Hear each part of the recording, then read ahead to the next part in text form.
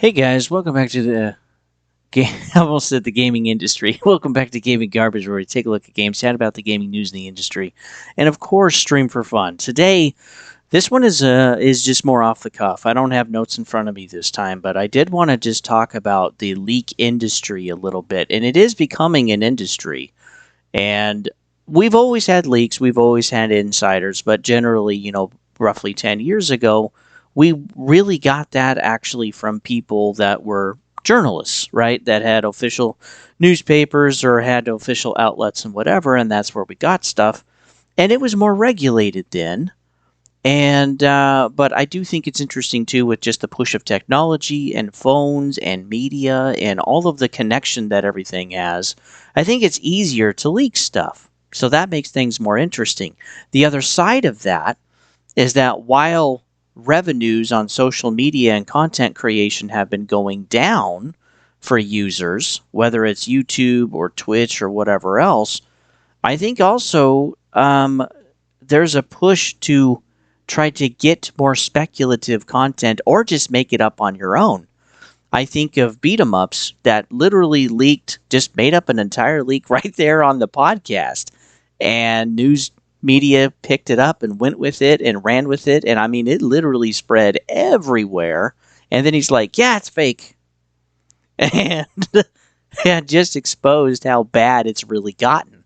And I don't think it's going to get any better because also too, coupled with the news slowing down, as at least at this time of year, and maybe even going into 2026, there just isn't really much to talk about.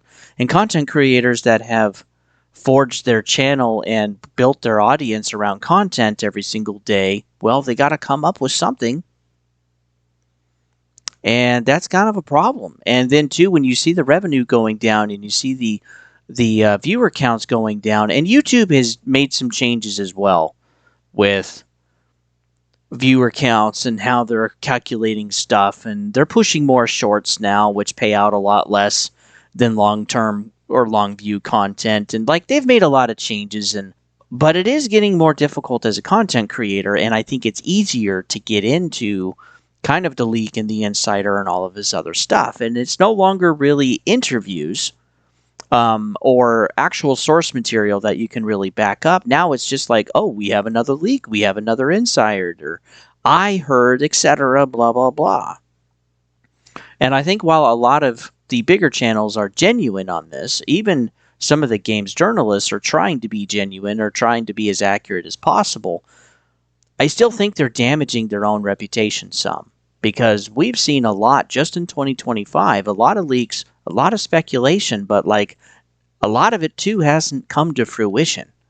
Whether it's talking about games, whether it's going to be showcases and announcements, whether it's going to be the perspective on Xbox versus PlayStation, what the next gen stuff is going to be. I mean, and then there's more content that has to come out to basically correct what was incorrect. Or what we know now, and that's got to be exhausting trying to keep up with that stuff. I personally don't. I leave that to other people. And again, I want to keep my content focused on reality, on truth, what has been announced. But like, let's just talk about the next gen type of stuff. We have a Steam machine. There's been so much speculation on that. There's been so much reading into the words and how they said stuff during the interviews and how they worded things or what they haven't said yet, or even speculation on what's posted on their website itself for the Steam machine and the controller and the Steam frame and all of that other stuff. But again, there's just not a lot of information out there. Steam OS is good. I think competition against Microsoft is good. Even the Proton layer is allowing more games to be played, which is great, but you still can't play everything compared to your PC. And then the price. I mean, it really comes down to value proposition, and I think that's going to rear its ugly head in 2026 for a lot of people. Whether it's games or hardware or something else or services, people are going to look at the value proposition that they can get for something. And that's going to matter with the Steam machine, because if it's $500, they'll probably get more sales than if it's $800, right? Or almost $1,000. And again, we really have no idea, and this is supposed to launch in like, what, 3 months? 4 months? And we still have no idea what it's going to cost. And what used to be, woohoo, this is exciting, has now turned in, oh man, this kind of sucks. Because while we're coupled with the rising cost of everything, we know that the Steam machine also is not priced as a console, right? But is also going to try to actually make some money with every unit they sell. Also, when we take a look at the PlayStation 6 and the next gen Xbox, we call it the Xbox Hybrid because that's basically what it's going to be. Again, we don't really know what the cost is going to be. We've seen price increases on all of the consoles already around the world and also in the United States. We've seen increases on services and the accessories like the controllers and headsets and etc. And also the games, even Switch 2 and current Xbox trying to push $80 games. And yeah, when just thinking of the speculation with these next gen consoles, price is definitely one of them, but also what they're going to be able to do, what features they're going to have. But again, we just don't know very much. Again, it's all insiders, it's all speculation, it's all probably, and even with some of these speculators and insiders usually being pretty accurate, they're still not perfect. I think too of all of the GTA stuff. GTA 6 was going to launch in 24, then it was 25, then well now it's going to be May of 26. Oh wait, well now it's going to be November. I mean, we've just talked about GTA 6 for a long time and I'm just kind of desensitized. Any excitement that I had is just kind of gone. I do think it'll be the first $100 game where the campaign is going to be $70 and the multiplayer is going to be $30. And that's how you get your $100, but both are not coming at the same time. We're going to have the campaign in 26, and then we'll have the multiplayer introduced in 27. And then the PC port, I think, will be after that. We'll have to see, but even that is speculation, right? I mean, just think of how widespread the speculation industry is. And it has become an industry. And even, too, with the Ubisoft hack that we had for Rainbow Six Siege, it's running fine. The servers are back up. People are still playing the game. But the thing that I found surprising from a lot of videos that came out about that is that they already don't like Ubisoft, for one. And I'm not saying you have to like them, but I'm saying there's a correlation there. And what we got to hear during a lot of these videos, whether it was Smash JT or Young Yeah or Dark Vera or whatever, or check out these channels. They usually do really great content.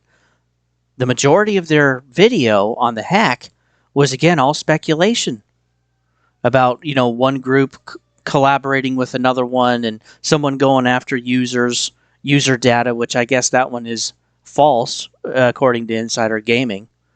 They're like, yeah, no, we were lying about that one. That one, it didn't actually happen. So we know that the breach for the servers for the game was real, but all of the other speculation about user data and source code being stolen and 900 terabytes, we haven't gotten anything from Ubisoft. We haven't heard anything else on this. It's just kind of a dead story already, and I think most of the speculation ended up being false this time. But again, it's just another reason to hate Ubisoft. So a lot of people watch it. Also, too, a lot of people don't like Xbox. Twisting stuff and saying, yeah, that Black Ops 6 lost $300 million, which is not accurate. They didn't have $300 million in physical and digital sales, but they made up for that on the Game Pass end. So yeah, they still made plenty of money. They still had 33.7 million players that played Black Ops 6 in that year. And they still had all the microtransaction sales too. With Black Ops 7, the whole thing is that Battlefield 6 has beaten Black Ops 7, and while for the year Black Ops 6 has had more sales than Black Ops 7, you can't get Black Ops 6 on Game Pass, but you can with Black Ops 7, and I bet when the player counts come out, we're going to see that again Black Ops 7 had more players, more microtransaction sales, simply because there's more players. We already see that Black Ops 7 is already top on PlayStation. It's in the top 5. We also see that it's in the top 10 on Xbox, and that it's in the top 5 too for PC Xbox. And we also see too that Battlefield is basically winning on Steam, Battlefield 6. But again, Battlefield did not completely destroy COD. But yeah, the speculation industry, anything to get a story, anything to get a headline. And they know too that their audience doesn't study or research anything. And so they don't really care to wait for any solid information. And even myself, thinking about what I think I know about the industry, some of it's off because the speculation has been so rampant out there.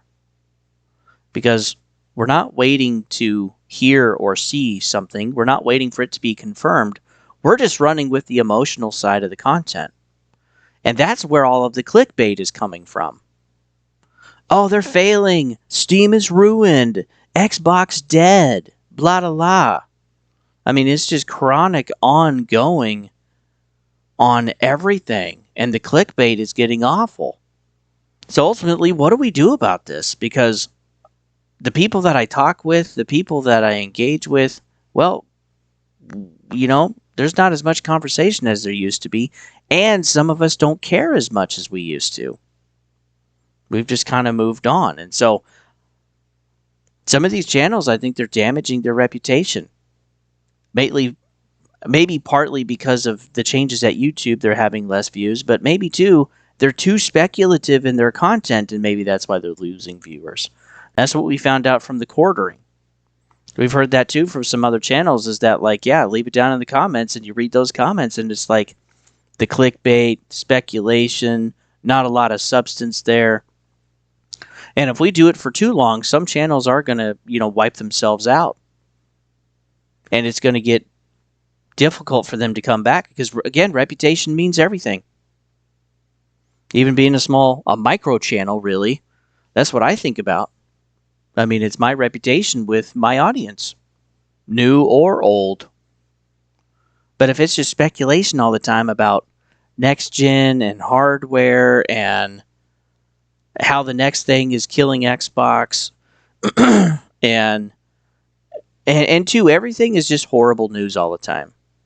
Like, there's never anything good. I mean, even with Expedition 33 winning Game of the Year at the Game Awards, that didn't last very long. And it's just this chronic engine of views and money. And I tell you, even most of the channels that you watch today wouldn't do it if there wasn't money involved. If they couldn't make money off of your views and memberships and clicks and everything, I don't think they would do it. I think 90% or 95% would quit. And now that some of them have turned it into a job, again, they need to have the clicks, they need to have the views, they need to have the revenue coming in. They're earning less than they did per view or per 1,000 views. And it's just harder to make it. And so whether they're doing it on accident or on purpose, I think the result is, a little clickbaity, a little more speculative than it's been. And it's been like this now for 2.5 years. Part of 23, all of 24, and all of 25. And I think it'll continue to get worse. But there's some channels I used to watch on a semi-daily or even weekly basis that I don't watch anymore. Because it's all turned into speculation. And you can tell with how they talk about it, whatever their topic is. And while they're still getting views, while they still have good thumbnails and, they're making their money, I've lost respect for them. And, hey, maybe that really, again, I'm just one guy. Maybe it doesn't really matter to anybody, but it doesn't have to matter to anybody. I still feel how I feel. And we used to have, the whole point of YouTube and content creation was to actually do better than the newspapers, do better than the games journalists, hold accountability there, create an option for a different avenue to get information. But speculation is not information. And then we're finding out that as things are getting more speculative and there's more people talking about it, I just watched whole videos, where it's just presented from Twitter posts and what somebody said in the comments on YouTube. I mean, is that really gaming news now? I mean, are we being serious? There's no substance there. And again, there can be some context. Generally, those insiders or leakers, they can be accurate. But man, where do you draw the line? Because nobody is right 100% of the time. Even if you're right 80%, you're still wrong 20%, 1 out of 5. And I think it'll continue. I don't think it'll get better, but I think people too will also get more pissed off.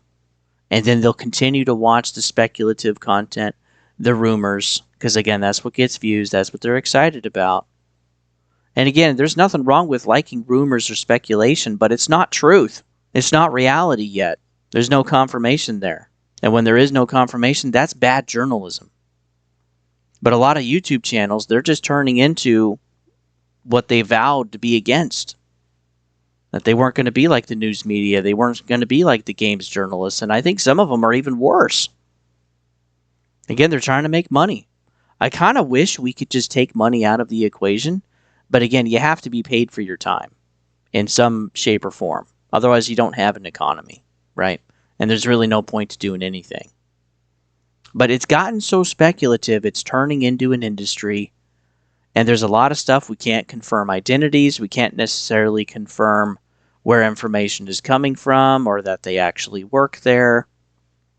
And I appreciate Lucas Stevens because he said that he won't, quote, leak something unless he has 2 sources from the same place saying the same thing that he can verify. Because again, he knows that long term, his reputation matters. And I think these other channels are going to figure that out. Going into 26, maybe they're figuring that out already in 25. But again, yeah, if a lot of your content is speculation and what if, and it's okay. If there's nothing to post today, you don't have to post anything. I don't post every day because there's not always stuff to talk about. I'm also busy too. I work a full-time job for those of you that don't know and have a family and everything. And yeah, that takes a lot of time. But let's try to be less speculative in 26. Because I feel like it's getting out of control. I mean, we've heard about GTA 6 for so long. Do people really care that much? I feel like there's a lot more hype for a game when it shadow drops. When it's announced and it comes out next month. Or 2 months. We've been talking about GTA 6 since 2023. We've been talking about Elder Scrolls 6 for a really long time. Now it's died down some, but we just had some new leaks. But again, there's no way to confirm it. Elder Scrolls 6 is going to have shipbuilding, and you're going to have this whole open sea, and you're going to have all of this other type of stuff. And it's just like, and we're not going to have loading screens unless you fast travel. But again, we can't confirm any of that. And people are going to carry that forward, and they're going to be pissed off at the game because it's like, well, it didn't have the stuff that they said it would have. I even listened to the mag, and he was like, yeah, I'm just kind of done doing that. I'm kind of done talking about the rumors and the speculation. Like, I just want to stick to actual news. And eventually, you just got to be like, man, this isn't worth it. And as you get big enough, that just happens more and more. And I think he's exhausted from it. You know what the other thing is? I stopped reporting. Like I stopped reporting like stuff that I hear, and then I react to it after it's already got out in the wild. And the reason why is, but the thing is, it also gives me an inside track. So if I do find something out months or even a year before it happens, that's good because then by the time it does come out, I've already got the angle on it. And I did that because it's just not worth it anymore. You know what I mean? And it's not like I'm dropping it. Like people can still hit me up and ask me questions. I still know stuff that's going on. I still know what's happening. You know, whether it's video games or whether it's Hollywood stuff. Like I was talking to Boomstick today. Go sub the Boomstick's channel. He's a friend of mine. Good guy. Double Barrel Gaming. Go check him out. And anyways, we were talking and earlier, and I was telling him I have a friend, well, you know, some acquaintances and people I know that have already seen the Supergirl movie. And then so he told me everything about it, all the details, all the spoilers, all that kind of stuff. He also I can't get into details about Doomsday, except for a couple of details here and there, telling me all that kind of stuff. And I know that I could like do another channel where I could report all that stuff, but what's the point? Because then if it ends up being like a little bit wrong or whatever, people don't go after the source. They go after never you. They go after you. You're the target, right? And as a result of that, it's stupid. And so he's like, yeah, I'm just kind of done. Unless I actually really know something, I'll talk about it or I'll say things privately. But he's like, I'm not really going to get into any of that type of stuff anymore on the channel or on my show or whatever. And I respect him for that. And I think the content creators should pull back a little bit. And I think the viewers should pull back a little bit on their expectations. and really understand exactly what they're reading and what people are saying. But it's not going to get better if we don't want it to be. Because there's got to be a game that you can think of right now or a piece of news where you went around and you were excited to talk about it, good or bad, and found out that it's not true. No one confirmed anything. And it just turns into gossip, guys. And two, whether you really care about people or not, you are playing with people's emotions. The creators themselves, with how you respond, and also with your audience and the viewers. And I think we should be respectful of people's emotions. I don't think we should cater to them, but I do think we should be aware of how we're setting up people's expectations in the future. Because if I told you something and you kind of did some things in preparation and then it didn't happen, I think you would be pissed. And that would ultimately be a lie, and I would be responsible for that. Now we can go over and compete against, morality or whatever, but yeah, I do think that's what a lie is. If you say it incorrectly, whether intentional or not, and you let that stand and don't try to correct it, well, you're lying to people. And I think that's what a lot of this speculation has become. It's become a lot of lies. And we keep track of the lies that are accurate, or the speculation, I should say it that way. We keep track of the speculation being, when it's correct, but we don't keep track of it when it's wrong. And it's wrong a lot. So all I'm saying is that I just think we should be careful. Because, yeah, there's a point where the audience turns, people stop caring about it, and they're just disinterested. And all of us in the gaming news space, we don't want to kill our hobby. We don't want to kill what we enjoy doing. And we want our audience to trust us. So with that, folks, you can always follow me at Game and Garbage 22 over YouTube. There's various content every week, and there's playlists to break up that content that you can find. Also, too, you can follow me at Twitch if you'd like. Don't tread on thee. And yeah, when I do play video games, which is pretty irregular, I'll chat with you guys if you chat back. And if you want to be a silent partner, that's okay too. No worries. You can just come hang out. I'm also going to be, you guys voted for Dead Space for the next kind of like older series to go through, and that'll be starting on the 31st. So follow me at Twitch, Don't Tread on Thee, and turn on the notifications, and come join me. But yeah, think about what I said, folks. And then, yeah, one last thing, too, if you're still listening, is think of goals for next year. I have never regretted making goals for myself. Something to aim for, especially as men. I've never regretted that ever in my life. And the goals have helped me get to where I am today. Enjoying the family, enjoying the house, enjoying the retirement that I'm working toward, the vacations I've gone on, cars paid off, no student loans. It's a nice life, guys, but it's taken roughly 20 years of preparation. It's taken a long time, and the goals never stop, and it's also been for my own personal growth too. And I want everybody to enjoy what I'm enjoying. Even better. Get further than I did. Be wiser than I was. I want everybody to be able to get there. But I hear a lot of people that are stuck, that feel stuck, that can't go anywhere, but work on practical goals. Please. Don't just be like, yeah, I wish this. Well, everybody wishes stuff. I'd like to win Powerball. That'd be cool. I'd love to win the jackpot. But I know that that's not likely.